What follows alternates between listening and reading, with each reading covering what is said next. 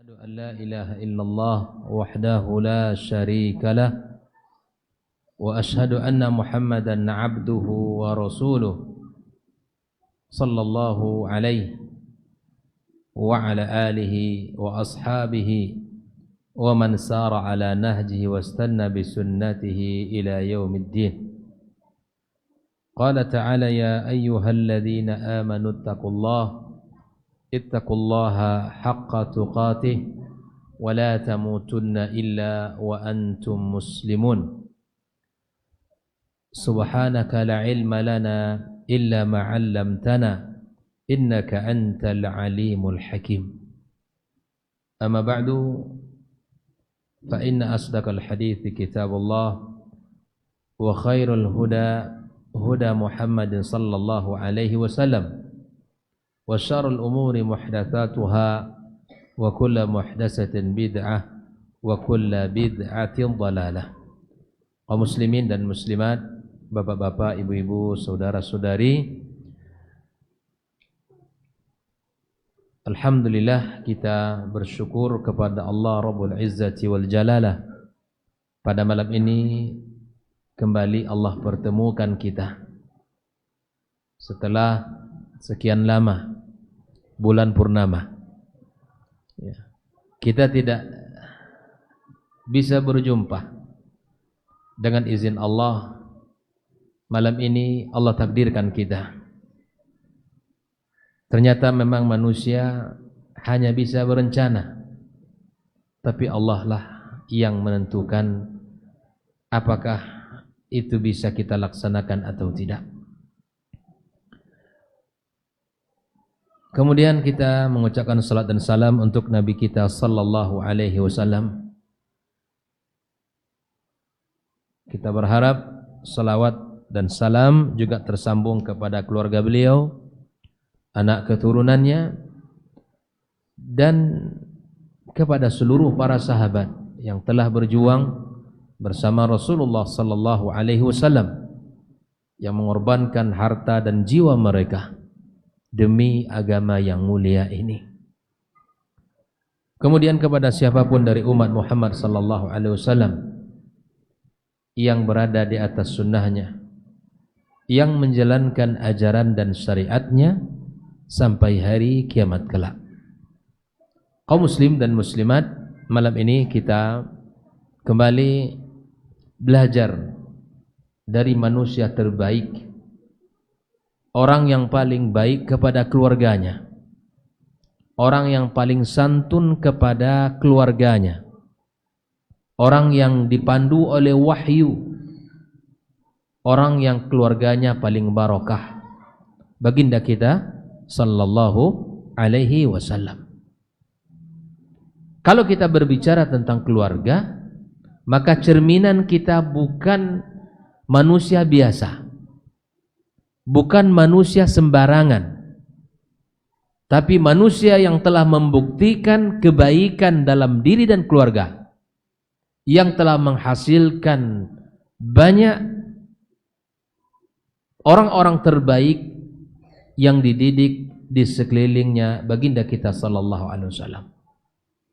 Jadi kita bicara Rasulullah bukan sekedar dia sebagai seorang nabi, bukan sekedar sebagai seorang rasul. Bahkan kita hari ini khafillah, banyak teori yang sudah kita pelajari, banyak pakar yang sudah kita datangi, dan banyak buku-buku yang barangkali sudah kita baca. Tapi semua teori-teori itu tidak diambil dari manusia terbaik, tidak diambil dari kehidupan Nabi kita yang mulia sallallahu alaihi wasallam. Bahkan sudah berkeliling berbagai belahan dunia mencari teori terbaik di dalam membina kehidupan rumah tangga, tapi hasilnya tidak seperti yang diinginkan oleh siapapun. Nah, oleh karena itu ikhwafillah, kita belajar malam ini kepada baginda kita sallallahu alaihi wasallam tentang bagaimana cara menyelesaikan konflik masalah yang terjadi dalam kehidupan rumah tangga. Jadi kita belajar bukan hanya dari sisi bagaimana Nabi SAW memberikan perhatian kepada keluarganya dari sisi ekonomi. Sudah kita pelajari dari buku ini bagaimana Nabi kita SAW melapangkan nafkahnya. Konsep di dalam memberikan nafkah itu seperti mana Allah Subhanahu wa taala berikan kepada Nabi kita SAW panduannya. Bahwa Nabi adalah orang yang paling pemurah kepada keluarganya. Karena ukuran nafkah adalah penghasilan. Kalau rezeki kita lapang, kalau rezeki kita banyak, maka banyakkan bagian keluarga kita.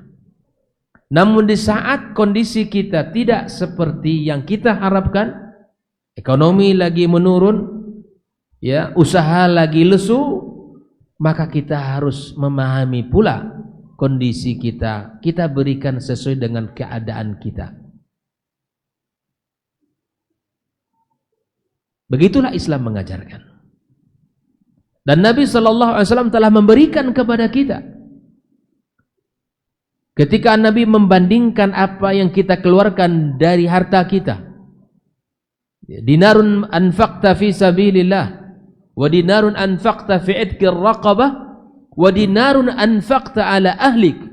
Begitu Nabi mengatakan, uang yang kita keluarkan untuk dipergunakan di jalan Allah, uang yang kita keluarkan untuk membebaskan budak, dan uang yang kita keluarkan untuk keluarga kita. Nabi mengatakan bahwa uang yang kita keluarkan untuk keluarga kita jauh lebih baik dari yang disebutkan sebelumnya. Ini menunjukkan bahwa yang kita berikan kepada keluarga kita bukan sia-sia, bukan sesuatu yang tidak bernilai di sisi Allah. Maka sungguh sangat tercela dalam Islam ketika ada orang yang pelit kepada pasangan dan keluarganya. Kalau kita pelajari bahwa ternyata boleh bagi seorang wanita untuk mengambil apa? Harta suaminya, walaupun suaminya tidak tahu, dengan syarat suaminya pelit. Dan seorang istri boleh mengambil secukup yang ia butuhkan dan untuk anak dan istrinya, untuk dia. Begitulah Islam mengajari kita, dan sudah kita pelajari dari baginda kita sallallahu alaihi wasallam. Dari sisi al-janibul insani, dari sisi manusia sebagai pasangan hidup, Nabi sallallahu alaihi wasallam telah membantu keluarganya. Diceritakan oleh Anas radhiyallahu taala anhu, ya, bagaimana Nabi kita sallallahu alaihi wasallam, bahwa Nabi tidak pernah menanyakan, ya, kenapa engkau lakukan ini, kenapa tidak engkau kerjakan ini. Bahkan dari lisan ibunda kita Aisyah radhiyallahu taala anha sendiri yang mengatakan, wa kana Rasulullah sallallahu alaihi wasallam fi khidmati ahlihi. Nabi membantu keluarganya. Kalau kita lihat Bapak Ibu sekalian, Nabi itu kalau rumahnya enggak besar dan enggak juga luas, ruang kamar dia, kemudian ada ruang depan, ya sudah, layaknya sebuah kamar, karena memang tidak luas. Apakah istri-istri beliau tidak sanggup membersihkan rumah? Sungguh sangat sanggup. Apakah istri-istrinya tidak mampu membersihkan, menyiapkan segala sesuatu di rumah? Sangat sanggup. Tapi Nabi membuktikan apa yang dia katakan, khairukum li ahlikum. Yang terbaik di antara kita semua, ikhwafillah, adalah orang yang terbaik kepada siapa? Keluarga. Bukan kepada orang di luar sana, bukan kepada partner bisnisnya, bukan kepada orang yang menjadi sahabat dekat dalam kantornya, bukan. Yang menjadi ukuran terbaiknya seseorang di sisi Allah, salah satu ukurannya adalah bagaimana dia menjadi yang terbaik kepada keluarga. Sehingga apa? Nabi sallallahu alaihi wasallam ya dia termasuk orang yang menjahit, kemudian menjahit bajunya, kemudian membersihkan segala hal. Bahkan dia Nabi kita sallallahu alaihi wasallam yang memerah susu hewan ternaknya, dan subhanallah itu dilakukan oleh Nabi kita sallallahu alaihi wasallam. Maka berulang kali saya katakan kaum muslimin dan muslimat, para ayah sekalian, para suami sekalian, bahwa ketika kita membantu keluarga kita di rumah dalam urusan kehidupan rumah tangga kita, itulah bukan aib, itu bukan sesuatu yang merendahkan diri kita. Kita megang sapu itu bukan aib. Kita mengambil sampah, membersihkan rumah kita itu bukan aib. Karena itu adalah bagian yang dicontohkan oleh siapa? Rasulullah sallallahu alaihi wasallam. Itu sudah kita pelajari bersama. Ya. Bagaimana Nabi kita sallallahu alaihi wasallam dari sisi memberikan hiburan kepada keluarga? Naam. Nabi sallallahu alaihi wasallam karena istrinya lebih dari satu, maka dia menjadi orang yang bijak. Sebelum safar Nabi melakukan qur'ah, yaitu melakukan undian siapa yang akan berangkat dengannya. Bahkan Nabi sallallahu alaihi wasallam ya dari sisi keadilan beliau dalam keluarganya, karena istrinya lebih dari satu, maka kemudian Nabi SAW setiap pagi setelah suruk dia berkunjung ke rumahnya masing-masing dari istri baginda kita alaihi salatu wassalam. Dan di sore hari juga demikian. Bahkan suatu ketika Nabi kita sallallahu alaihi wasallam hanya datang kepada satu rumah yang menjadi gilirannya di malam itu, lalu yang lainnya berdatangan, duduk bercengkrama, kemudian mereka ya bubar ke rumahnya masing-masing. Bagaimana semangat Nabi kita sallallahu alaihi wasallam menghadapi keluarganya, keluh kesah istrinya. Jangan ya, itu sangat banyak riwayat yang menceritakan bagaimana Rasulullah ya memberikan waktu kepada keluarganya, memberikan waktu untuk mendengarkan keluh kesahnya. Itu sudah kita pelajari bersama. Ikhwafillah, dalam perjalanan hidup rumah tangga kita tentu tidak akan lepas dari masalah dan konflik, dari salah faham, dari hal-hal yang bisa membuat perjalanan kehidupan kita agak sedikit berubah. Itu hal yang lumrah. Ada beberapa poin yang mesti kita pahami dulu sebelum kita bahas bagaimana Rasulullah sallallahu alaihi wasallam. Yang pertama ikhwafillah, bahwa hal yang mesti kita pahami di depan permasalahan kehidupan rumah tangga itu adalah permasalahan yang lumrah, permasalahan yang biasa. Kita tidak mungkin menghindari itu. Sehingga kehidupan Nabi yang mulia sallallahu alaihi wasallam juga terjadi dalam kehidupan rumah tangganya. Kita harus memahami bahwa kita bukan orang yang sempurna dan pasangan kita juga bukan orang yang sempurna. Masing-masing memiliki kekurangan dan masing-masing memiliki keterbatasan. Pahami itu sebagai jalan untuk bisa kita mempertahankan kehidupan rumah tangga kita. Nabi sallallahu alaihi wasallam memberikan sebuah resep agar rumah tangga ini tetap utuh dan berjalan. Kata Rasulullah sallallahu alaihi wasallam, barang siapa yang melihat pada pasangannya, pada istrinya, sesuatu yang tidak dia sukai, sesuatu yang membuat hatinya tidak lapang, maka kemudian Nabi mengatakan, lihatlah kebaikan dan kelebihan yang ada padanya. Lihat. Jangan kita fokus kepada kekurangan. Jangan kita fokus pada sesuatu yang membuat hati kita ini terluka. Fokus kepada kebaikan, dan memang itu perlu waktu ya. Dan perlu kita terus belajar. Karena banyak sekali kehidupan rumah tangga kita ini ya, terkadang di saat kita mencoba untuk memahami kekurangan kita dan kekurangannya, akan terus ada ujian-ujian. Akan terus kita dapatkan nanti kekurangan-kekurangan. Maka nanti akan kita pelajari bagaimana Nabi SAW menyikapi konflik yang terjadi dalam rumah tangganya, agar kita bisa belajar untuk rumah tangga kita. Ikhwafillah kaum muslimin dan muslimat, yang kedua, bahwa ketika terjadi kehidupan rumah tangga, perselisihan dan salah faham, maka kembalikan segera kepada Allah yang memiliki hati masing-masing orang.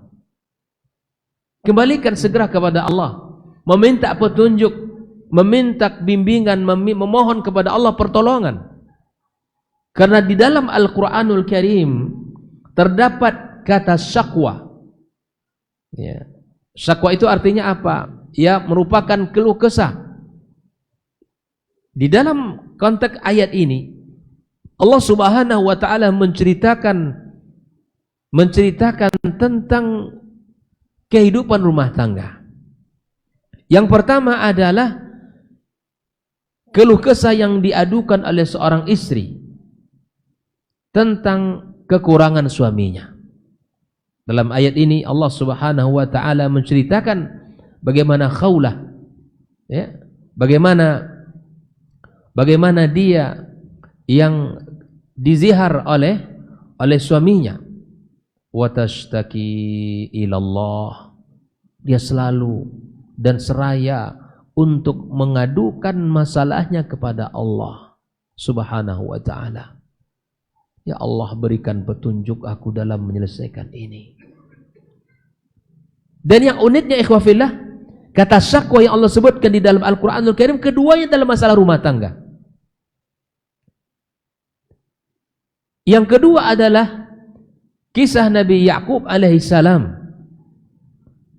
ketika kehilangan anak kesayangannya Yusuf alaihissalam, maka kemudian dia mengatakan bahwa aku mengadukan keluh kesahku kepadamu wahai Rabbku. Dia mengadukan kesedihannya, mengadukan masalah dirinya. Siapa manusia yang tidak sedih, Pak, ketika kehilangan anak? Siapapun, tidak mungkin tidak bersedih. Tapi Yakub alaihissalam, di saat Yusuf hilang dari pangkuannya, maka kemudian dia mengadukan hal itu kepada Allah Subhanahu wa taala.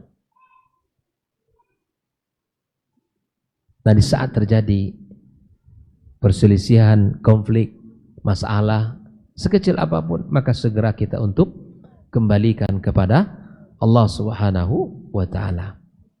Nah, yang ketiga, bertanya kepada orang yang memang bisa membantu kita. Jangan mengumbar masalah rumah tangga kita di Facebook. Jangan menceritakan kepada sembarangan orang.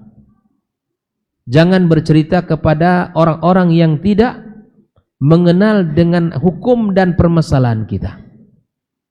Karena ketika kita salah tempat untuk bertanya, yang akan kita dapatkan bukan solusi, bahkan mungkin bertambah masalah kita. Secara umum bertanya kepada orang yang ahli. Allah Subhanahu wa taala menyuruh kita untuk bertanya kepada ahli ilmu dalam bab agama, dalam segala permasalahan kehidupan kita, di dalam urusan agama kita. Fas'alu ahla dzikri in kuntum la ta'lamun. Bertanya. Dan sekali-kali jangan kita bercerita, mengumbar masalah kita kepada orang yang tidak mengerti, kepada orang yang tidak faham, kepada orang yang tidak bisa memberikan solusi. Apalagi kita bercerita di dunia maya, menjadikan status sedang galau, sedang pusing, sedang dan seterusnya. Jangan. Tahan tangannya untuk menulis bab itu. Ikhwafillah kaum muslimin dan muslimat rahimakumullah. Itulah bahwa 3 poin yang mesti kita pahami di depan, bahwa kita tidaklah orang laki-laki menjadi orang yang sempurna, istri juga tidak sempurna. Yang kedua, adukan masalah kita segera kepada Allah Azza wa Jalla, meminta pertolongan dan petunjuk kepadanya. Dan yang ketiga adalah bertanya dan mencari solusi kepada orang yang ahli di dalam bidangnya. Kaum muslimin dan muslimat rahimani wa rahimakumullah. Nabi kita sallallahu alaihi wasallam hidup bersama keluarganya dengan kehidupan yang barokah, kehidupan yang indah, kehidupan yang penuh dengan kebaikan, yang melahirkan keberkahan, melahirkan amal saleh. Hal ini tentulah bagian daripada ayat Allah Subhanahu wa taala yang Allah perintahkan wa'ashiruhunna bil ma'ruf. Bergaullah kalian dengan pasangan kalian dengan cara yang baik. Berinteraksi dengan pasangan itu dengan cara yang baik. Karena orang ketika sebelum menikah, Masya Allah, ya, di saat kenalan barangkali suaranya lembut, ucapannya ya santun, sikapnya baik, bahkan mungkin dermawan luar biasa. Tapi setelah menikah dan mengikat janji dan sumpah, apa yang dilakukan sebelum pernikahan itu tidak terlihat dalam kehidupan yang seharusnya dilakukan itu. Allah telah memberikan kepada kita suatu kaidah di dalam kehidupan rumah tangga, wa'ashiruhunna bil ma'ruf. Bergaullah kalian dengan keluarga kalian dengan cara yang baik, dengan cara yang santun. Maka Nabi SAW tentulah tidak mengherankan kita bagaimana pribadi beliau. Orang yang baik, orang yang santun, orang yang mulia. Tentu kepada keluarganya dia membuktikan firman Allah ini. Bahkan sendiri Nabi mengatakan sebuah kalimat jaminan bahwa dia orang yang terbaik. Khairukum li ahlikum wa ana khairukum li ahli. Itu jelas, Pak. Saya adalah orang yang terbaik bagi keluarga saya. Dia mengatakan kalimat itu, tentu dia telah memberikan contoh kepada kita semua. Nah, pertanyaan besar kita, mungkin setelah kita menikah setahun, 2 tahun, bahkan mungkin sudah angka belasan tahun, bahkan mencapai puluhan tahun kita hidup, perlu kita bertanya tentang apa yang dikatakan oleh Rasul ini. Apakah saya sudah menjadi yang terbaik bagi pasangan saya? Apakah saya sudah menjadi orang yang terbaik bagi keluarga saya? Jangan-jangan jawabannya belum. Jangan-jangan jawabannya masih jauh dari yang kita harapkan. Kira-kira kalau kita cari waktu khusus, Pak, duduk dengan istri kita minta pendapatnya. Kira-kira kalau kita katakan, apakah abang sudah menjadi yang terbaik bagi keluarga? Berani enggak kita? Berani enggak? Berani ya? Berani, alhamdulillah. Para ummahat, jawabannya berani katanya. Buktikan nanti. Kita berkata kepada pasangan kita, Dek, apakah abang sudah menjadi yang terbaik bagi keluarga? Kalau mikir istri kita, lama kalimat jawaban itu, nggak perlu diteruskan itu. Wallahi ikhwan, saya melakukan itu. Saya tanya, di mana kekurangan? Nggak masalah. Kalau memang jawabannya negatif, kita perbaiki. Cobalah pertanyaan ini. Sebagaimana pertanyaan yang sering lisan kita mengatakan, Dek, mana makanan? Dek, apa yang dimasak? Itu kan mudah kita ya. Mudah kita mengatakan itu kepada keluarga kita. Masak apa hari ini? Tapi pertanyaannya hari ini berbeda. Dek, serius ini. Gitu kan. Bagaimana abang selama ini? Sekali lagi, kira-kira berani enggak kita? Enggak kompak nampaknya. Setengah-setengah ini.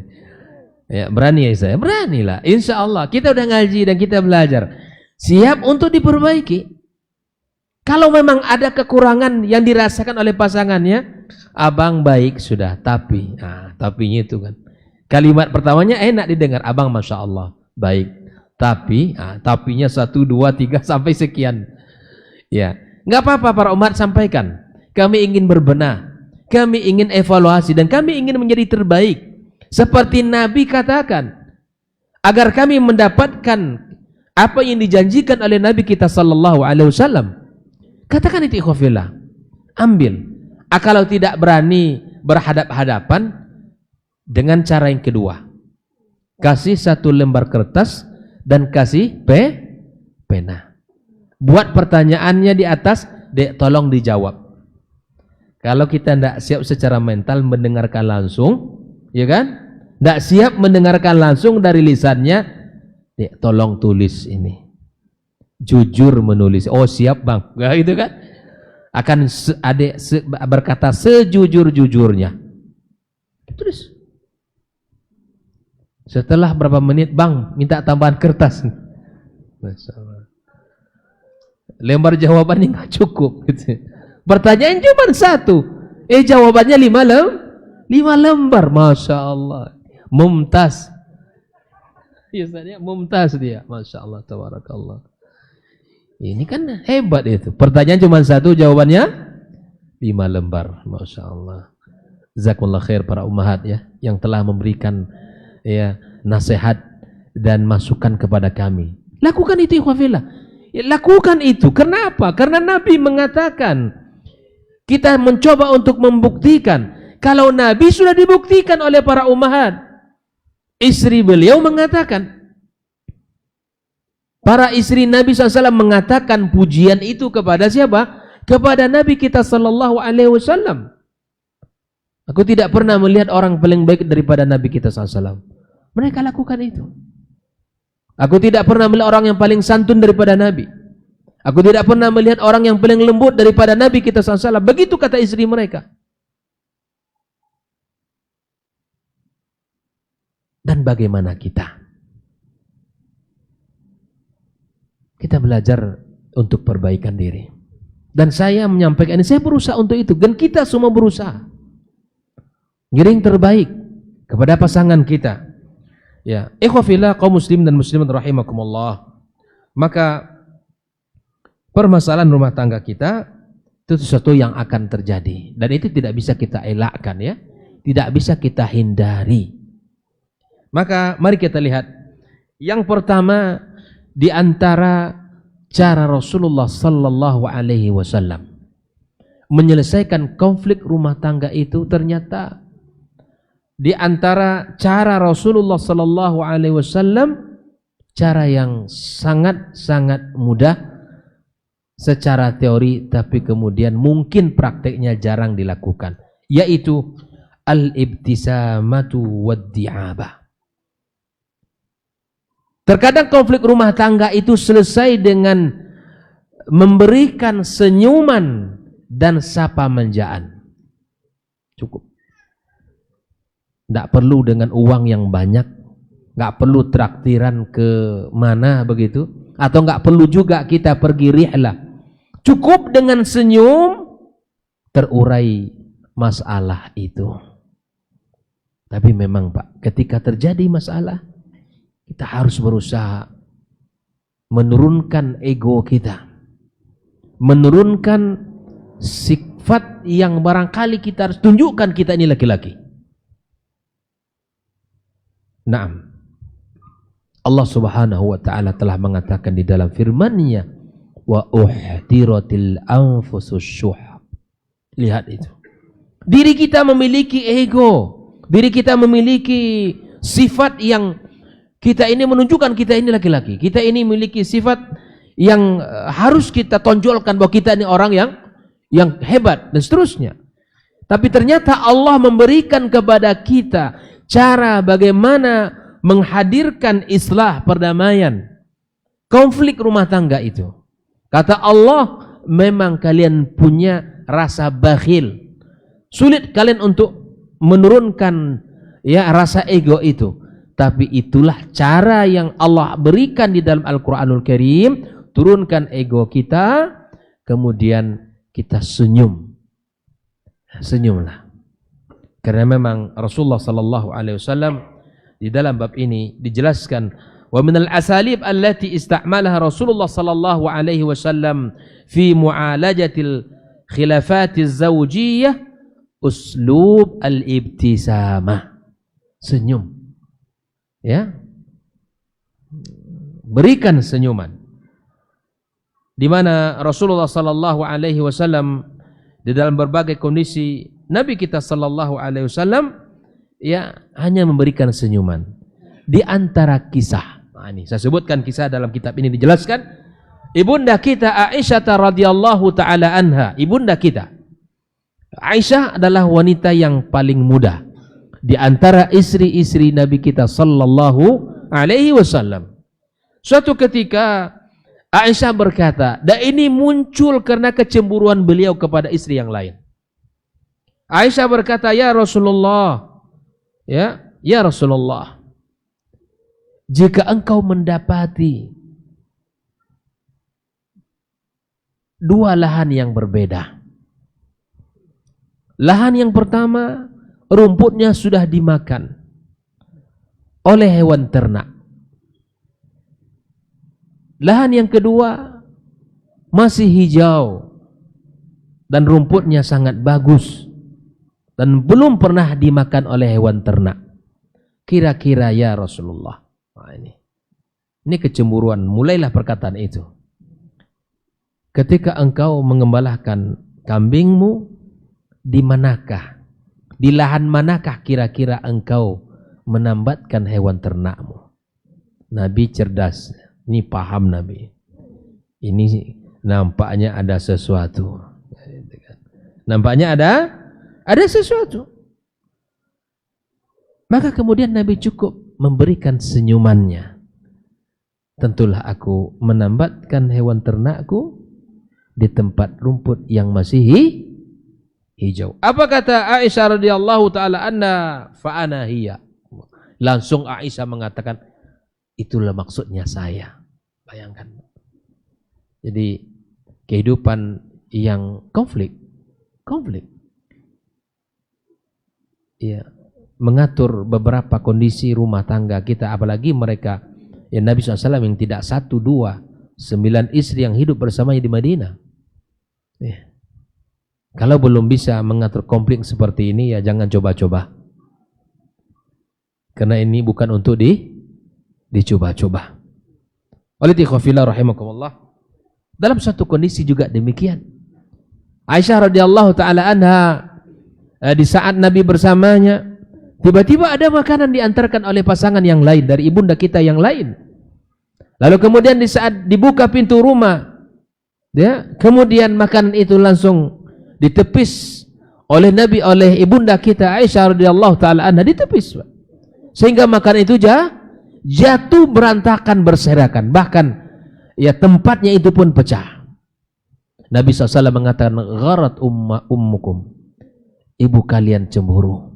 Sudah, Nabi tersenyum, kumpulkan barang-barangnya, kumpulkan pecahan-pecahan piringnya, dan kumpulkan makanannya. Jelas Pak? Tersenyum, memberikan senyuman. Terkadang hari itu, Masya Allah, tabarakallah, di saat konflik itu terjadi, memang terkadang berat. Tapi ternyata Rasulullah SAW adalah orang yang mampu untuk memberikan senyuman kepada keluarganya. Ya, memberikan senyuman. Itu salah satu cara Nabi untuk mengakhiri, menyelesaikan konflik rumah tangga. Senyum. Bagaimanapun kondisi muka istri kita, wajahnya ya, cemberutnya bukan main, Pak. Gitu kan? Cemberutnya bukan main. Memalingkan wajahnya, kemudian ya Masya Allah, wajahnya pun kelihatan tidak nyaman dengan kita. Senyum saja. Senyum, apalagi ditambah dengan warna merah, ya. Senyum diikuti dengan warna merah, ya. Itu akan lebih cepat, itu masalah selesai. Saya yakin itu. Terkadang subhanallah, kita ini kurang memberikan hadiah. Coba aja diulurkan, Pak. Satu ikat gitu kan, yang warna merah itu, ya, sebelum senyum itu sudah selesai urusan itu. Insyaallah. Baik. Ikhwafillah, itu yang pertama ya. Kita belajar sama-sama. Coba kita praktekkan nanti dan kita berikan itu kepada keluarga kita. Memang terkadang masalahnya Ustaz tidak semudah dan sekecil yang ada begitu ya. Tapi yang kedua ini Mari kita lihat. Di antara cara Rasulullah sallallahu alaihi wasallam uslubut taghadi. Apa itu taghadi? Mencoba untuk melupakannya. Mencoba untuk menghilangkan dalam pikiran kita. Ya sudah, anggap aja itu angin berlalu masalah itu. Artinya bahwa dia tidak kita jadikan masalah ini masalah besar. Mencoba untuk melupakannya, mencoba untuk mengecilkan masalahnya dengan berusaha memperbaiki diri. Orang kalau mengingat masalah, Pak, masalah sekecil apapun diingat terus, itu akan menjadi besar, luka di hati kita. Tapi di antara cara Rasulullah sallallahu alaihi wasallam adalah uslub at-taghadi. Mencoba melupakannya, mencoba menghilangkan masalah itu dari pikirannya. Mencoba untuk tidak diingat-ingat, sudahlah. Hal berlalu, sudah. Memperbaiki diri. Nah, itu banyak kasus ya di dalam kehidupan rumah tangga Nabi kita sallallahu alaihi wasallam, dan hal itu terjadi. Bahkan kisah yang masyhur ya, ketika Rasulullah SAW sedang bermasalah dengan istrinya Aisyah radhiyallahu taala anha, sedang bermasalah. Tiba-tiba Abu Bakar As-Siddiq radhiyallahu taala datang mendengarkan suara anaknya yang tinggi kepada Rasulullah SAW, meminta izin kepada Rasulullah masuk. Dan ketika itu Abu Bakar As-Siddiq radhiyallahu taala meminta izin untuk memberikan nasihat kepada anaknya. Ketika itu Abu Bakar ingin memukul dan ingin memberikan pelajaran kepada putri beliau. Tiba-tiba Rasulullah sallallahu alaihi wasallam mengatakan, "Wahai Abu Bakar, bukan untuk ini kamu diikutkan dalam masalah ini." Dan seketika Nabi SAW mencoba untuk melindungi Aisyah dari bapaknya. Kalau kita hari ini pas banget ini gitu kan, kok anak bapak kok memang tidak bisa lagi diajar pak anak bapak ini. Masya Allah. Tapi Rasulullah SAW, Abu Bakar masuk minta izin dan diizinkan. Dan ketika itu Abu Bakar marah kepada putri beliau dan ingin memberikan pelajaran. Seketika Rasulullah SAW melindungi istrinya Aisyah, kemudian dia mengatakan, bukan untuk ini engkau wahai Abu Bakar diikut sertakan dalam masalah ini. Ya sudah. Kemudian Abu Bakar keluar. Setelah itu selesai. Seakan-akan tidak ada masalah. Nabi melupakannya. Nabi sudah selesai. Kalau istri sudah lengket biasanya, sudah mau duduk dekat kita, sudah mau dia pegang tangan kita ataupun badan kita, akhir-akhir itu sudah melunak itu Pak. Kalau kita duduk di sudut sini, dia di sudut sana, belum itu. Dekati dengan senyum ditambah dengan warna. Itu. Kemudian apa? Sudahlah deh, sudah gitu. Gak perlu lama-lama. Rugi kita. Keberkahan dicabut Allah nanti. Kebaikan hilang dalam rumah tangga kita. Ya kan? Nanti ya macam-macam. Tensi naik gitu kan, asam urat bangkit gitu kan. Kolesterol muncul. Ya subhanallah. Ya kehidupan kita akan selalu berat dan berat. Ya kan? Maka setiap orang pasti memiliki masalah. Saya yakin semua kita punya masalah. Maka salah satu caranya adalah uslub at-taghadi. Kita mencoba untuk melupakan. Kita mencoba untuk menghilangkannya sudah. Kita mencoba untuk membuang dalam kehidupan kita sudah masalah itu. Jangan terlalu lama dipikirkan, Pak. Jangan terlalu lama disimpan di dalam hati. Jangan terlalu lama dipendam. Itu akan mendatangkan berbagai macam penyakit nanti. Uslub at-taghadi. Sama sebetulnya dalam kehidupan kita bermasyarakat.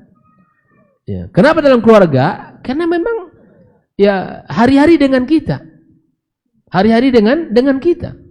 Bahkan hari itu akan terasa selalu pahit dan akan terlalu sulit kita hadapi dengan masalah kita dalam rumah tangga kita. Maka tidak ada masalah sebetulnya tidak bisa diselesaikan. Ya. Ketika ada salah seorang jamaah kita misalnya, Ustaz, ya begini dengan kondisi rumah tangga saya. Yang istri pun begini. Ya semuanya apa?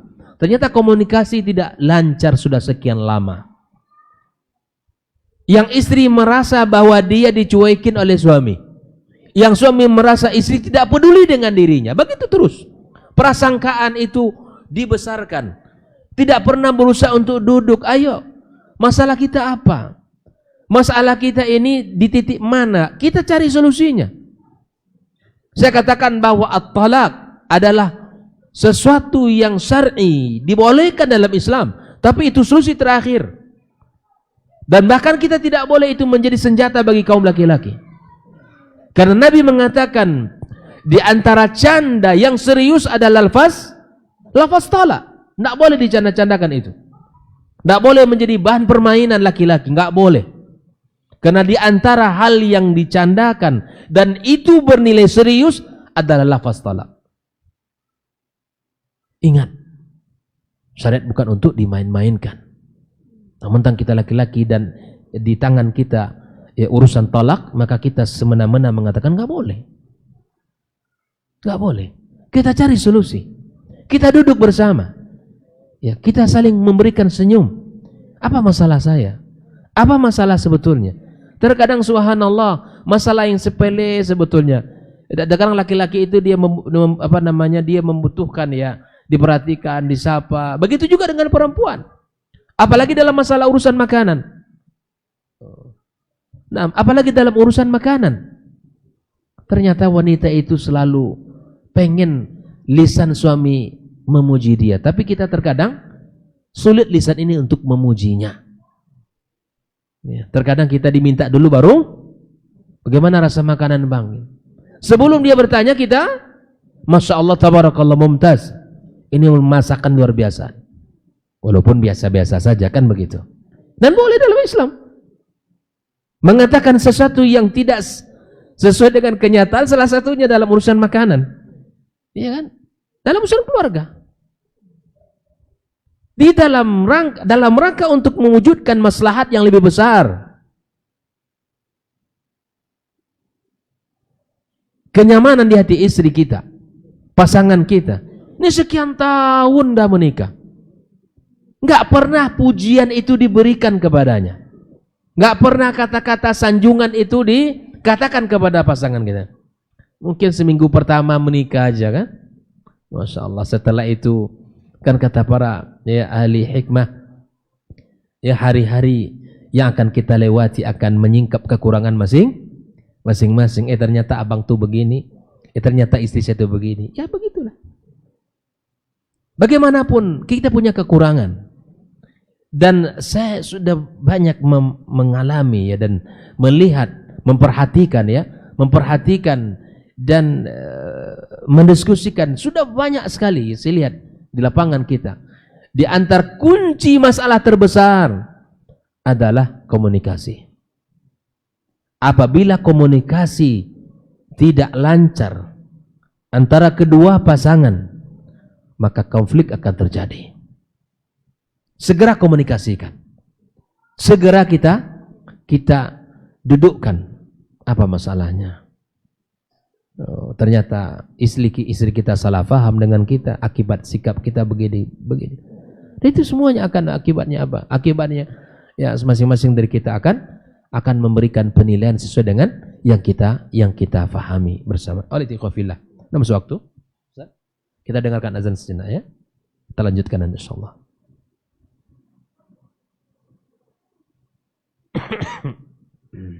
Bismillahirrahmanirrahim.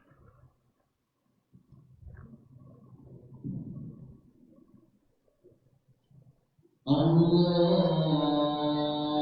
Akbar, Allahu Akbar, Allahu Akbar, Allahu Akbar, Allahu Akbar. Asyhadu an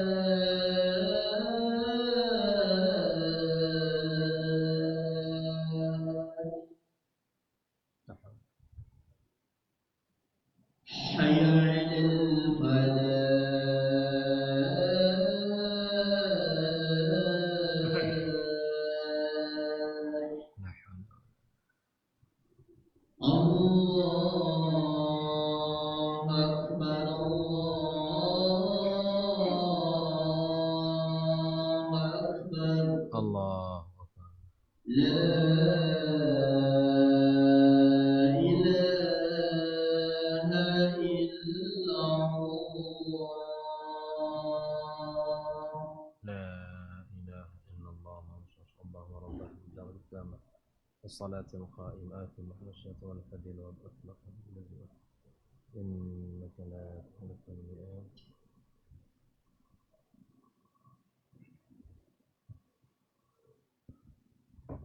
Bismillahirrahmanirrahim. Kita lanjutkan pembahasan kita.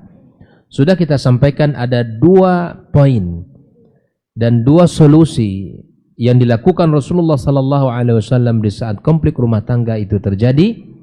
Yang pertama adalah kita dengan memberikan senyum dan sapa manjaan kepada keluarga kita. Yang kedua adalah kita melupakan dan melalaikan serta menghilangkan ya konflik-konflik itu dan menganggap itu adalah sesuatu yang tidak berarti dalam masalah rumah tangga kita. Naam.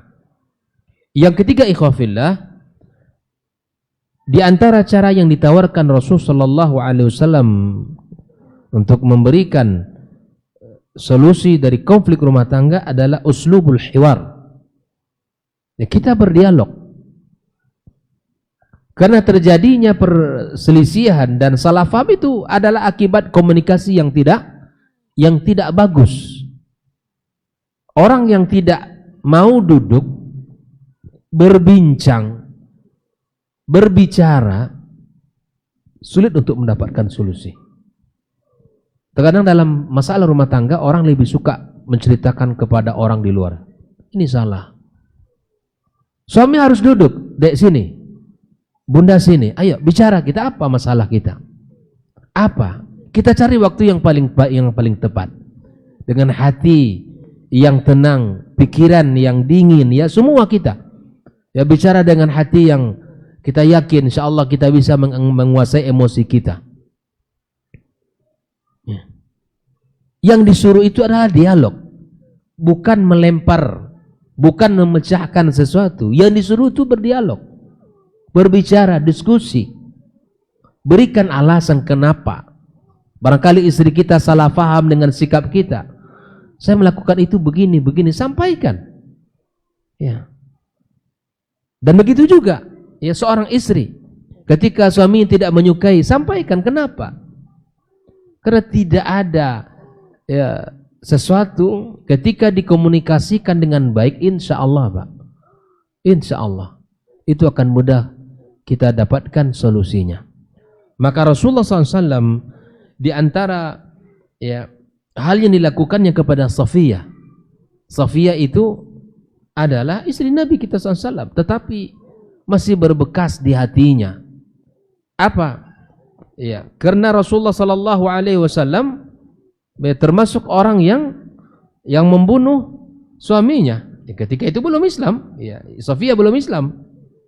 Makanya dia mengatakan, Umar bin Khattab radhiyallahu taala anhu berkata, qalat Safiyah, Safiyah berkata ya, wa kana Rasulullah min abghadin nasi ilayya. Nabi itu orang yang paling ku tidak sukai, kata dia. Ya. Masih berkesan di hati dia itu ada bahwa Nabi itu begini dan begini. Kenapa? Qatala zawji, dia telah membunuh suami saya. Wa qatala abi, dia telah membunuh bapak saya. Wa qatala qaumi, dan kaumnya pun. Tapi Nabi SAW menggunakan kesempatan untuk memberikan alasan kepadanya.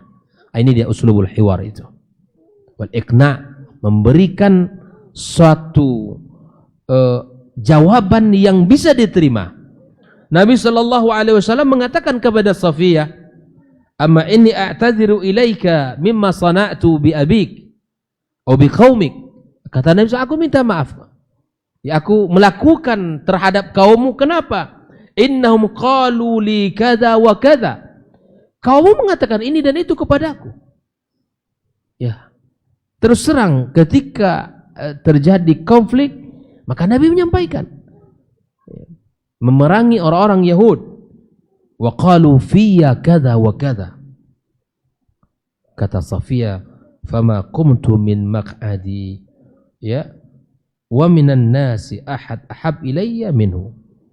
Ya, tidak ada orang yang paling aku cintai setelah aku mendengarkan alasan Nabi SAW daripadanya. Bayangkan, ternyata cukup komunikasi.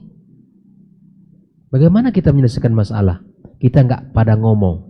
Istri sibuk dengan dirinya, nggak mau bicara.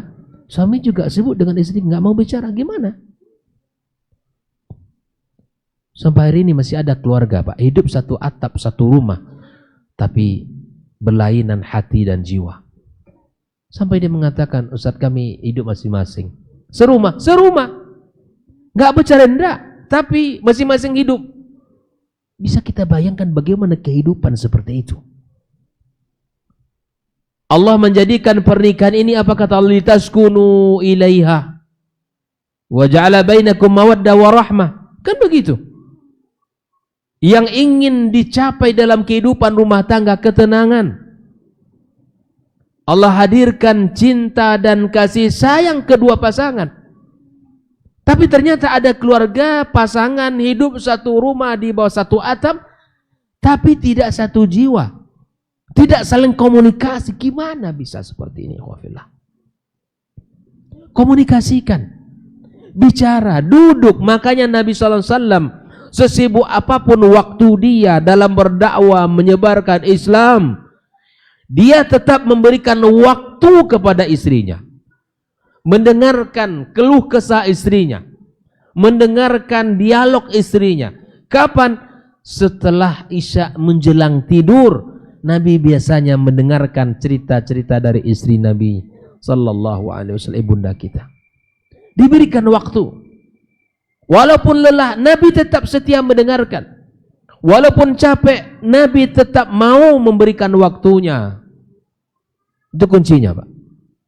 Yang kedua, Nabi kita sallallahu alaihi wasallam berdialog dengan istrinya di awal pagi, sebelum sholat subuh. Sebelum Nabi berangkat ke masjid untuk salat berjamaah bersama para sahabat, telah diawali perkataan dan dialog yang indah antara dia dengan pasangannya. Bayangkan, Pak, itu kunci yang disampaikan Rasulullah SAW. Itu rahasia bagaimana rumah tangga, bagaimana kehidupan itu akan lebih baik. Ini gimana? Sudahlah tidak satu kamar, sudah tidak berdialog, gimana mau mendapatkan ketenangan dalam rumah tangga itu? Gak mungkin. Maka ketika Aisyah radhiyallahu taala anha cemburunya memuncak karena Nabi sallallahu alaihi wasallam selalu menyebut nama Khadijah. Dan bahkan Nabi ketika memotong hewan, lalu Nabi mengambil daging yang paling bagus, dihadiahkan kepada seorang wanita. Dan ternyata wanita itu adalah sahabatnya Khadijah. Aisyah tidak cemburu karena daging yang diberikan itu, bukan, babnya bukan seperti itu. Tetapi kenapa Rasul sallallahu alaihi wasallam, bahkan Aisyah mengatakan seakan-akan Nabi tidak punya istri yang lain kecuali Khadijah? Itu dikatakan oleh ibunda kita Aisyah. Seakan-akan dia enggak punya istri yang lain. Yang sering disebut siapa? Khadijah radhiyallahu taala anha. Nah, saatnya Nabi menghilangkan rasa di hati Aisyah dengan cara menyampaikan alasannya. Aisyah dipanggil, duduk. Kemudian Nabi mengatakan, wahai Aisyah, Khadijah adalah orang yang pertama beriman kepadaku di saat semua orang kufur kepadaku. Yang kedua, Khadijah adalah wanita yang membenarkanku di saat semua orang mendustaiku. Khadijah adalah wanita yang telah menghiburku dengan hartanya di jalan Allah di saat semua orang tidak mau memberikan hartanya. Khadijah telah memberikan kepadaku keturunan. Inilah 4 alasan yang disebutkan Rasulullah, disampaikan, didialogkan, akhirnya Aisyah terima. Itu pentingnya. Kita jelaskan, kita sampaikan, kita dialogkan, dan Aisyah menyadari itu. Benar memang adanya. Aisyah tidak akan mampu melakukan, tidak mampu melakukan apa yang dilakukan oleh Khadijah. Dia telah memberikan hartanya, bahkan telah memberikan keturunan kepada Nabi kita sallallahu alaihi wasallam. Dan Aisyah tidak mendapatkan, tidak ada keturunan darinya. Ibunda kita radhiyallahu taala anha. Begitu pentingnya dialog, Pak. Begitu pentingnya berdiskusi. Begitu pentingnya kita bicara. Begitu pentingnya kita duduk menyampaikan perbaikan-perbaikan. Komunikasikanlah. Bahkan dalam kehidupan kita bersahabat ini, berinteraksi antara sesama kaum muslimin dan muslimat, ya, bertetangga. Cobalah kita jumpai orang yang barangkali di hati kita itu ada unek-unek. Insya Allah selesai, Pak, kalau kita duduk dan jumpa. Tapi kalau kita semakin lari darinya, tidak ingin duduk dan berjumpa, akan semakin terasa hati kita akan jauh dan bahkan semakin luka. Ternyata cukup dengan berdialog, konflik rumah tangga kita akan bisa kita selesaikan. Dan masih banyak kasus-kasus yang bisa kita ambil pelajarannya. Ketika Rasulullah sallallahu alaihi wasallam ketika Rasul sallallahu alaihi wasallam melakukan itu dan memberikan contoh itu kepada kita dalam kehidupan rumah tangganya, maka dialogkan, diskusikan apa yang terasa di hati kita, sampaikan, dan apa pula yang terasa sama istri kita, dengarkan, dan siapkan hati kita, terima masukan istri kita.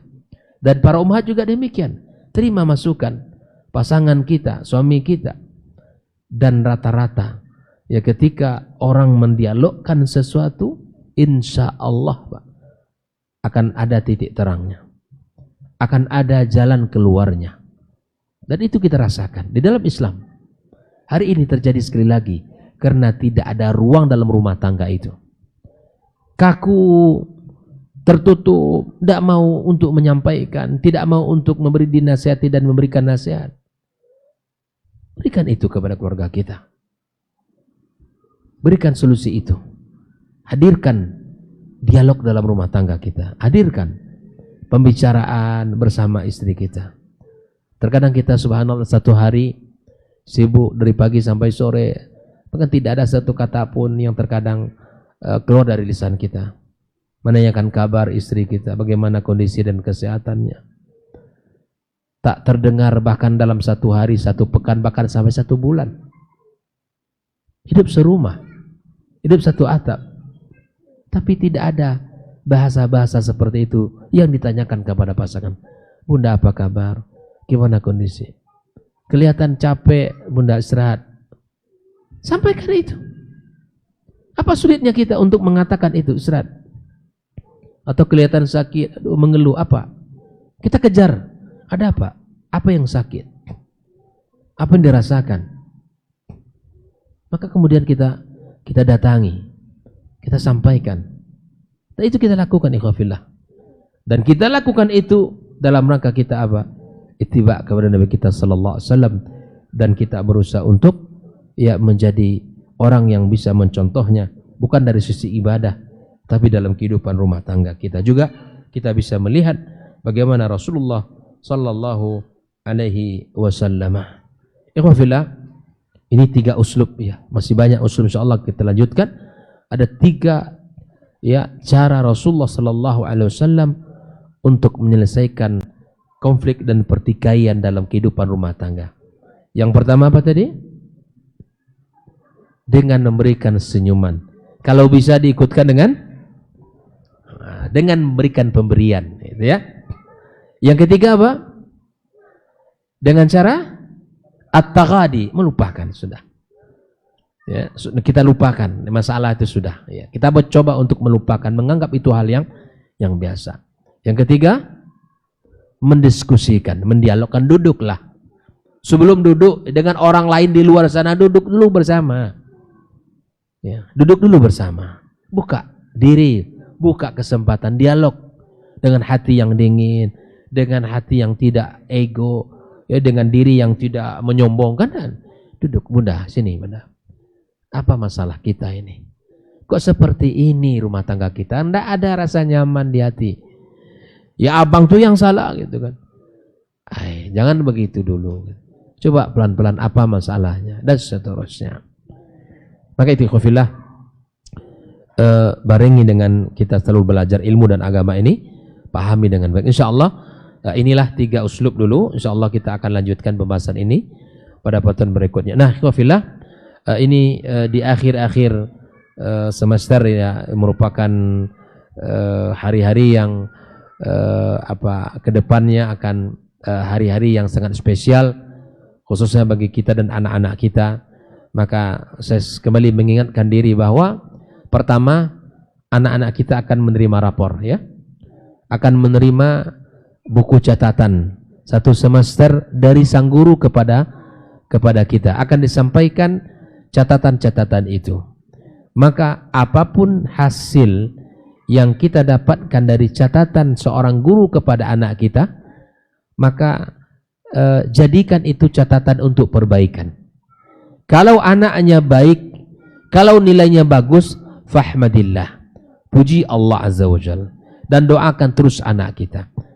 Tapi jika seandainya catatan terkait anak kita begini dan macam-macam catatannya, maka jadikan itu adalah sebagai wadah untuk memperbaiki diri. Anak jangan dicaci maki. Anak jangan pernah direndahkan. Anak jangan pernah ya dihinakan. Baik itu di depan gurunya, atau di depan teman dan sahabatnya, atau di depan adik dan abang. Jangan. Saya berpesan, setelah terima rapor nanti, maka kita akan lihat catatannya.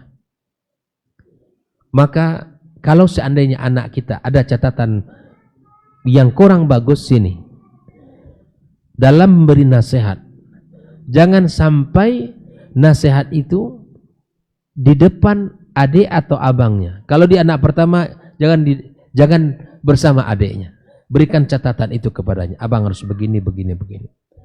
Karena itu bukan akhir dari segala-galanya. Kalau anak kita mendapatkan nilai bagus, bukan awal ke segala-galanya. Masih panjang perjalanan dia. Nah, pertahankan. Ini adalah kebaikan. Allah berikan kemudahan belajar, pertandaan tingkatkan. Tapi kalau ada catatan buruk, atau mungkin perilaku dan sikap anak kita yang sangat mengecewakan kita dan gurunya, maka perbaiki. Masih ada kesempatan. Bukan ajang untuk ya menyalah-nyalahkan anak. Itu bukan konsep Islam. Kesalahan untuk kita perbaiki. Kesalahan bukan untuk dihinakan anak kita. Barangkali kita yang kurang memberikan nasihat, barangkali kita yang kurang memberikan perhatian selama ini, atau barangkali kita yang tidak peduli kepadanya, atau kurang peduli kepadanya. Peduli mungkin, tapi mungkin kurang perhatian kepadanya. Maka jadikan ke depan catatan-catatan itu untuk berperbaikan. Ya, jelas ya? Jangan pula sekolah atau lembaga yang dicaci maki, atau gurunya disakiti, jangan. Ketika guru memberikan catatan-catatan, Pak guru ini salah nih, atau ustazah ini salah, atau bapak ini, atau ustaz ini salah, jangan. Dialogkan, diskusikan baik-baik. Baik ustaz, kalau itu catatan sama ustaz, baik, kami akan evaluasi kami. Sudah. Bukankah kita menginginkan anak-anak kita baik? Iya. Dialogkan. Karena itu semua adalah wadah. Dan bagi kita ikhwafillah, nilai itu hanya catatan biasa. Bisa gurunya salah dan bisa benar. Tapi kita berharap anak-anak kita semua menjadi anak yang baik. Itu yang pertama ya. Ketika nanti anak-anak kita menerima rapor, maka jadikan evaluasi, sarana untuk memperbaiki diri, dan sarana untuk saling ya memberikan yang terbaik untuk anak kita. Di mana kekurangan kita, sudah. Yang kedua, setelah nanti anak kita menerima rapor, maka mereka akan libur. Ada waktu-waktu yang harus kita agendakan untuk anak-anak kita. Maka itu selama libur nantinya, anak-anak kita tetap dikontrol dan tetap diberikan pengawasan. Jangan sampai lepas dan jangan sampai kebablasan. Baik itu mungkin pergi dengan teman-temannya, ya mungkin atau pergi pagi pulang malam, jangan. Tetap dalam pengawasan kita. Dan kalaupun kita berikan misalnya meminta handphone, maka berikan jeda, berikan waktu dan dalam pengawasan kita, ya. Dan kemudian berikan sehari 2 hari untuk anak kita ya berlibur atau menikmati alam dengan keindahannya. Jadi waktu yang pas untuk sama-sama pergi dengan keluarga kita, rihlah, pergi bersama anak-anak kita, berikan waktu yang terbaik kepada mereka. Inilah catatan yang bisa kita sampaikan, bahwa catatan rapor itu hanyalah catatan biasa. Yang paling dahsyat nanti catatan di hari kiamat, ya. Kalau kekurangan di dunia masih bisa diperbaiki, tapi kekurangan di akhirat tidak bisa kita perbaiki. Kemudian jadikan waktu yang ada untuk kita jadikan merefresh jiwa anak-anak kita agar mereka memiliki ya kesempatan lebih bersemangat setelah liburan nantinya. Wallahu taala a'lamus shawab. Ada pertanyaan? Naam, ikhwafillah. Assalamualaikum warahmatullahi wabarakatuh. Waalaikumsalam warahmatullahi wabarakatuh. Ahsanallahu ilaikum ya ustazna. Naam wa iyyakum. Apa pertanyaan yang wajib ditanyakan ketika ta'aruf? Masya Allah. Apa pertanyaan yang wajib ditanyakan ketika ta'aruf? Ketika ingin nazar. Naam. Ada 3 pertanyaan ini. Masya Allah. Saya jawab yang pertama dulu ya. Ketika ta'aruf, maka ikhwafillah, di antara pertanyaan yang mesti kita jadikan poin untuk kita jadikan adalah pertanyaan tentang komitmen beragama. Pertanyaan tentang agama Allah Subhanahu wa taala. Bagaimana sikapnya? Bagaimana komitmen dalam agama? Karena kriteria kedua pasangan, baik seorang istri, Nabi mengatakan boleh menikahi wanita karena 4 perkara. Karena kecantikannya, karena hartanya, karena keturunannya, dan karena agamanya. Tapi Nabi mengatakan fasfar bidzatid din taribat yadak. Tanyakan bagaimana komitmen agamanya. Ya. Yang kedua, untuk pasangan laki-laki, kalau wanita bertanya, maka tanyakan tentang agamanya. Nabi mengatakan, idza ja'akum man tardawna dinahu wa khuluquhu. Kalau datang kepada kalian para wali, ya, laki-laki yang datang ingin melamar, maka tanyakan, maka lihatlah bagaimana akhlak dan bagaimana agamanya. Tentang salat berjamaah, tentang berbagai masalah urusan agama, pertanyakan kepadanya. Karena masalah manhaj, masalah agama, masalah yang berkaitan dengan din adalah masalah pokok dalam kehidupan rumah tangga. Nah, adapun yang lain-lainnya itu masalah pertanyaan yang menjadi hal pelengkap. Makanya di saat ta'aruf, masing-masing harus jujur kepada pasangannya. Apa adanya ceritakan. Bagaimana kondisi keluarganya, bagaimana misalnya kondisi agama di dalam kehidupan rumah tangga kamu, gitu ya. Wahai akhi, begitu, tanyakan dulu. Ya, ceritakan, keluarga saya adalah keluarga yang sudah memahami, memiliki semangat ghirah agama yang tinggi. Ceritakan apa adanya. Atau misalnya latar belakang keluarga kami ini adalah misalnya katakan begini dan begini, sampaikan. Ceritakan itu semua, dan masing-masing menceritakan kondisi keluarganya agar itu bisa menjadikan pertimbangan. Kemudian ikhwafillah, termasuk dalam perkara-perkara yang bisa dilengkapi adalah masalah istiadat. Adat, bagaimana adatnya, bagaimana kebiasaan di sana, bagaimana masyarakat dan bagaimana hidup di kampung dia ataupun di kampung kita, sampaikan. Termasuk nanti perkara-perkara yang sifatnya sensitif, adalah masalah pribadi, sikap diri, bagaimana apakah pernah misalnya kita mengalami penyakit apa, misalnya kita pernah ketika dulu begini, kita sampaikan kondisi kita apa adanya, sehingga sebelum semua itu akan menyesali nanti. Jangan ditutupi di dalam bab-bab yang seperti ini. Karena apa?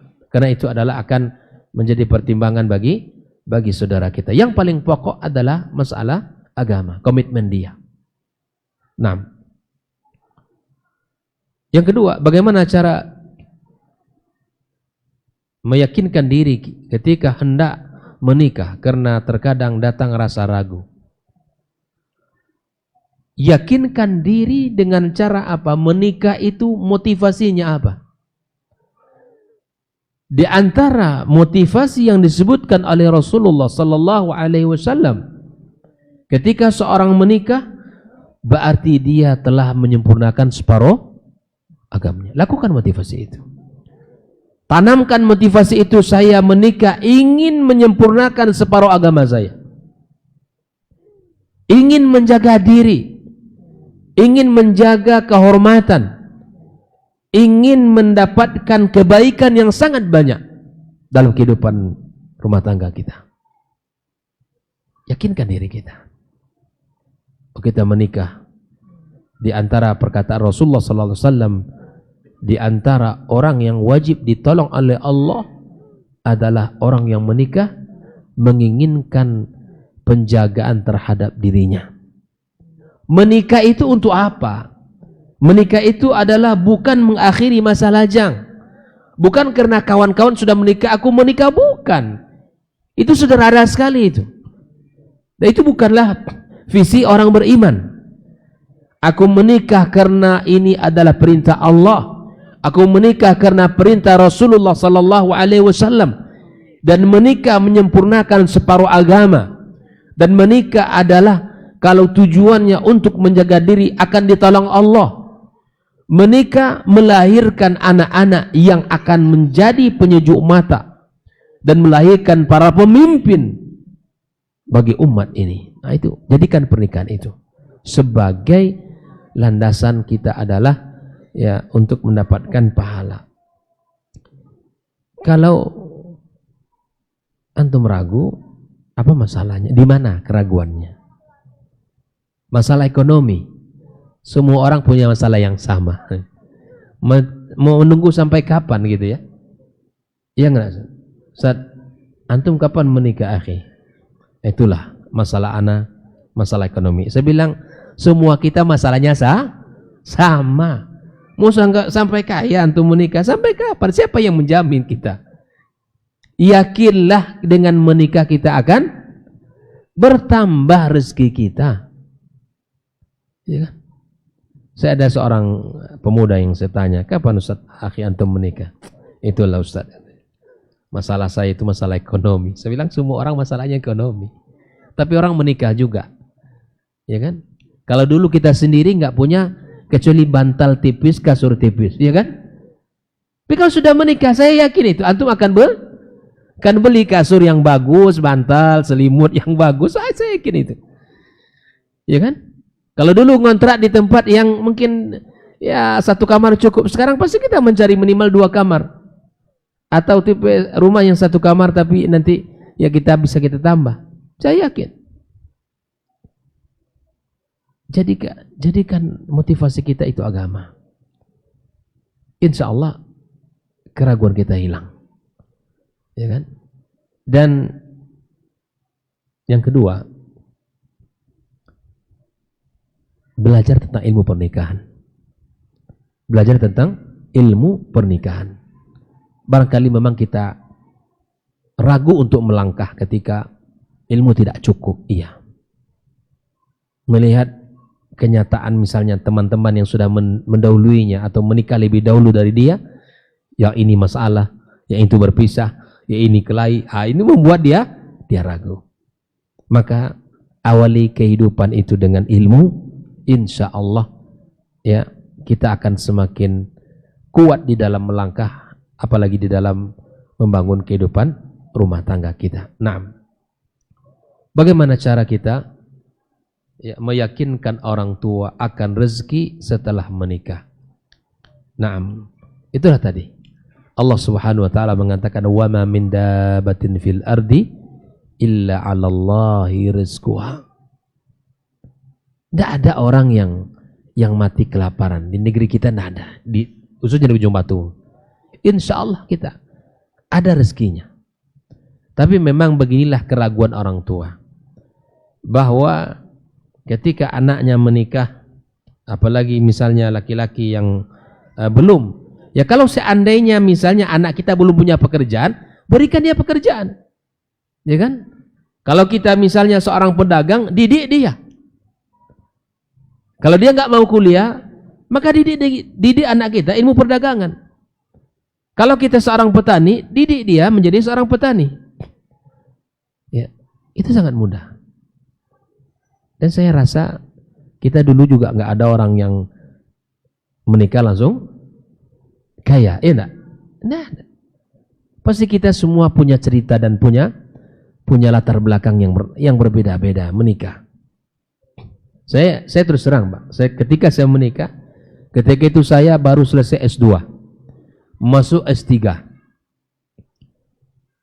Informasi yang saya sampaikan pertama kali kepada calon mertua saya, dan sekarang mertua saya bilang, Pak, saya ingin menikah dengan anak Bapak. Ya, dia sudah cerita anak saya. Tapi saya belum punya penghasilan tetap per bulan. Saya nggak punya gaji. Saya seorang mahasiswa yang baru lulus S2 dan akan masuk S3. Saya akan daftar S3. Begitu kondisi saya. Coba, nggak ada gaji, nggak ada apa-apa. Tapi saya yakin Allah akan menolong. Apa kata mertua saya? Alhamdulillah, nggak apa-apa. Allah Maha Kaya, Masya Allah. Bayangkan, Allah Maha Kaya. Ketika itu saya menelponnya ketika saya di Mesir. Karena ketika saya selesai S2 di Sudan, saya terbang ke Mesir. Kebetulan istri saya lagi S1 di Azhar di Mesir. Saya ta'aruf di sana. Biaya ta'arufnya mahal, Ustaz. Harus terbang dari Sudan ke Mesir 3 jam pesawat. Ya. Kenapa di Sudan nggak ada akhwat? Nggak ada akhwatnya. Itu pun kita sudah kalah saing. Itu kan. Makanya saya pergi ke Mesir. Pergi ke Mesir melalui seorang kawan, saya ingin ta'aruf kepada akhwat di sini. Disampaikan. Ini syaratnya seorang Riau. Saya nggak mau dari provinsi lain karena nanti banyak biaya mudiknya. Orang mahasiswa nggak punya apa-apa. Alhamdulillah dipertemukan, dita'arufkan. 2 jam saya ta'aruf. Nggak kenal dengan dia sebelum nggak kenal apa-apa. Ya subhanallah, Allah izinkan saya menikah. Saya sampaikan. Di ujung ta'aruf gimana? Kata dia, telepon orang tua. Kalau ustadz serius, ketika itu panggil ustadz dia ke saya kan. Ya. Kalau ustadz serius, sudah telepon orang tua saya. Saya telepon besok paginya. Dari Mesir saya telepon. Alhamdulillah dengan izin Allah. Dan ini yang harus kita miliki, Pak. Kita sebagai orang tua harus yakin. Dorong anak kita. Kalau mereka nggak punya, kita bantu mereka. Bukan berarti kita ketika menikahkan anak kita terputus, bukan berarti begitu. Kita kaya, kita punya banyak uang.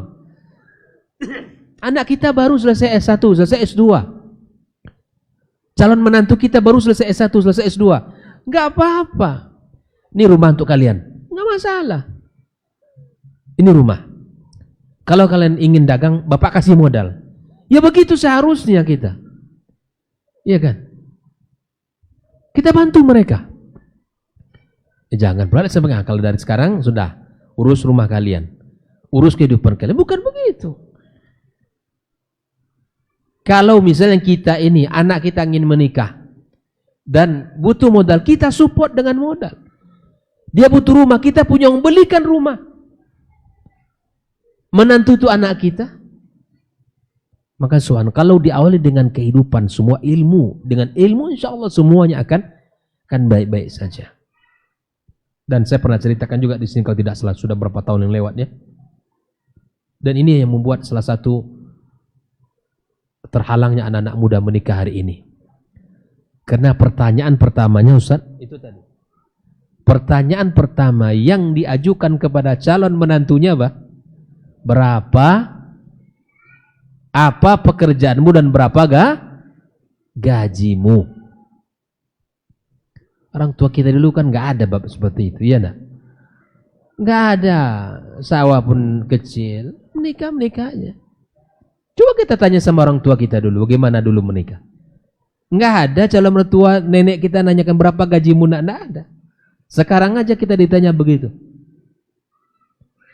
Kalau laki-lakinya beriman, laki-lakinya saleh, insya Allah Allah yang akan memberikan rezekinya.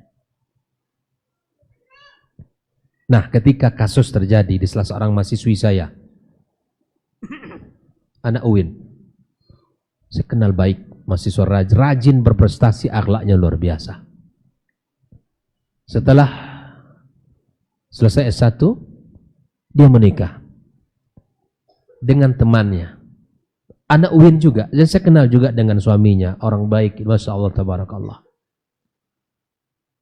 Setelah mereka menikah, tak lama kemudian punya anak. Yang pada awalnya mereka sama-sama bekerja, yang sama-sama menjadi guru. Akhirnya anak pertama lahir. Lalu kemudian dia resign dari pekerjaannya karena sibuk ngurus anak, dan suami minta untuk kembali ke rumah. Lahir anak kedua, lahir anak ketiga. Nah, semangat punya anaknya tinggi pula, ya kan? Lalu kemudian mulailah sedikit ujian dalam rumah tangga mereka. Ujian ini muncul dari orang tua perempuan yang menjadikan berat hati mereka ini apa? Sampai dia mengatakan begini, nak, kami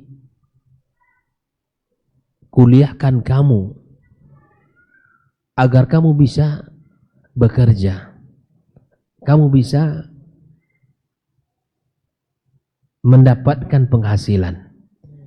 Kalau kamu kerjanya hanya melahirkan anak, tidak perlu kami kuliahkan dulu. Bayangkan Pak, begitu pemikiran orang tua kita hari ini. Banyak orang tua seperti ini. Tidak disupportnya anaknya punya anak.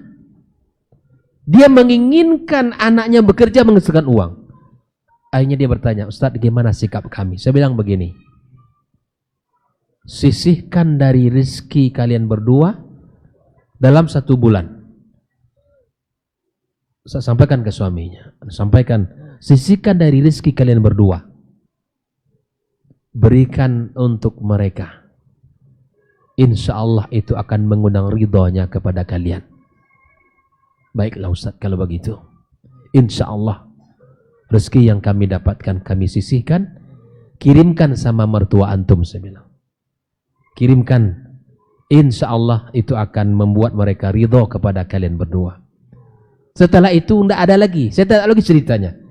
Barangkali sudah aman, sudah normal dan stabil kondisi mereka. Itu salah satunya. Dan hari ini kenapa wanita didorong bekerja, kenapa? Nanti kalau kamu bercerai, nah begitu terus. Saya sudah banyak saya tanya kenapa. Nanti kalau kami bercerai, kenapa memikir bercerai? Iya kan? Nanti kalau kamu bercerai, siapa yang ngasih makan anak kamu? Begitulah. Alasan-alasan yang dimunculkan. Kenapa wanita harus bekerja? Nanti kalau kamu bercerai, gimana kamu hidup? Dan seterusnya. Kenapa tidak berpikir bagaimana kehidupan rumah tangga terus langgeng, terus bersama? Kenapa itu dipikirkan? Maka perbaiki diri, berikan yang terbaik, insya Allah rumah tangga akan berjalan dengan normal dan akur. Jelas ya? Maka di dalam memberikan keyakinan rezeki ini, yakinlah bahwa ya kalau berani sampaikan ke orang tuanya. Misalnya, apa kerja kamu nak? Sampaikan. Boleh bertanya, ya bilang. Dulu ayah ketika menikah mak, kenapa pak? Apa pekerjaan ayah ya? Sampaikan seperti itu. Kalau berani gitu kan. Kalau seandainya kira-kira masuk dengan ungkapan itu, silakan saja. Kalau ada teori-teori lain mungkin sampaikan berat. Nah, sekarang anda bertanya ayah. Dulu ketika ayah menikah dengan ibu dulu, berapa gaji ayah? Tidak ada gaji ayah doyong ya kan? Itu kan kini lah bagaji 2,5 juta, tidak juga boleh. Ya kan? Saya sudah jadi guru ya, gaji saya 2,5 juta atau 3 juta. Masa ayah tidak bolehkan menikah dan seterusnya? Atau calon mertua, keadaan nanti pertanyaan seperti itu, tanyakan calon mertuanya. Ini langsung ditolak, tidak jadi calon menantu. Baik, barakallahu fikum. Mudah-mudahan Allah berkahi pertemuan kita. Wassallallahu ala nabiyyina Muhammadin wa ala alihi wa sahbihi ajma'in. Assalamualaikum warahmatullahi wabarakatuh.